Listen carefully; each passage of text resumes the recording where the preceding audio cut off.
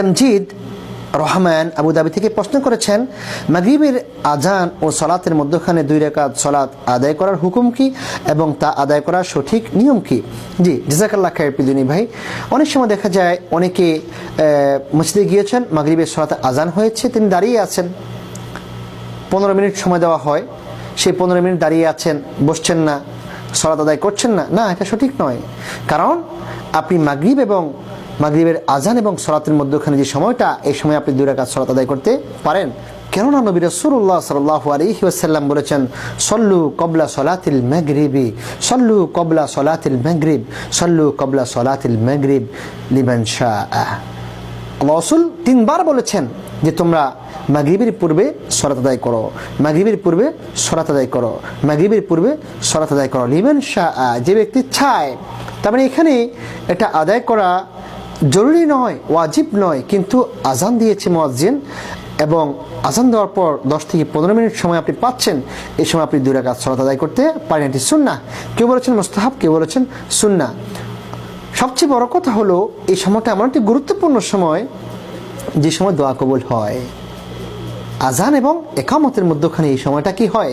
দোয়া কবুল হয়। দোয়া কবুল হওয়ার সময় আপনি যখন সালাত আদায় করছেন, দাঁড়িয়ে গেলেন, আল্লাহ সুবহানাহু ওয়া তাআলার নিকটে প্রার্থনা করছেন, আলহামদুলিল্লাহি রাব্বিল আলামিন আর রহমানির রহিম মালিকি ইয়াউমিদ্দিন ইয়্যাকা না'বুদু ওয়া ইয়্যাকা নাস্তাইন ইহদিনাস সিরাতাল মুস্তাকিম।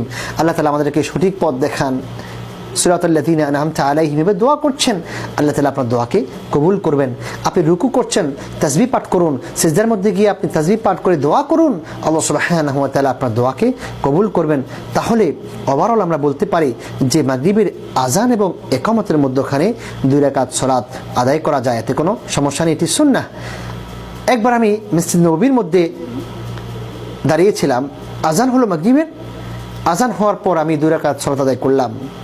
আমার পাশে 2 জন লোক দাঁড়িয়ে আছেন, আমি সালাম ফিরালাম। সালাম ফিরানোর পর আমি দাঁড়ালাম, একামত হচ্ছে, একামত হবে এমন সময় দাঁড়ালাম সালাত আদায় করার জন্য। আমাকে 2 পাশে 2 জন ধরে বসলো যে আপনি মাগরিবের সালাতের আগে নামাজ পড়লেন কেন, সালাত পড়লেন কেন, আপনি কি আহলে হাদিস? আমি বললাম যে এ তো রাসূলের সুন্নাহ, আল্লাহ রাসূল বলেছেন সল্লু কাবলাল মাগরিব, তোমরা মাগরিবের পূর্বে সালাত আদায় করো, এই জন্য আমি 2 রাকাত সালাত আদায় করলাম। তো কি সমস্যা এতে?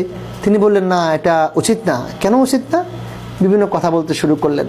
তো আমি চিন্তা করলাম, হায়রে আফসোস যে 2টা লোক দাঁড়িয়ে আছে, সালাত আদায় করলো না, আমার দোষ, আমি কেন সালাত আদায় করছি, এ ব্যাপারে আমার গীবত, একজনের পরস্পর তারা কি করতেছে, আলোচনা করছে, কিন্তু সঠিক মাসালা না জেনে তারা কি করছে, গুনার মধ্যে জড়িয়ে পড়লো।